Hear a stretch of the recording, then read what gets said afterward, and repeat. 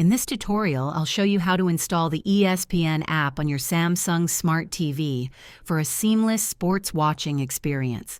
Start by turning on your Samsung Smart TV and ensuring it's connected to the internet.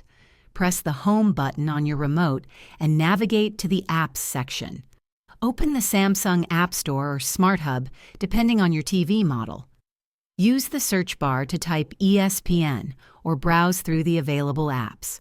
Once you find ESPN, select it and click Install. Wait a few moments for the installation to complete. After installation, launch the app and sign in with your ESPN account. If you don't have one, create an account or subscribe to ESPN Plus directly through the app.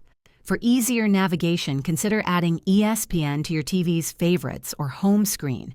If this video helped you, please like and subscribe to this channel for more tips.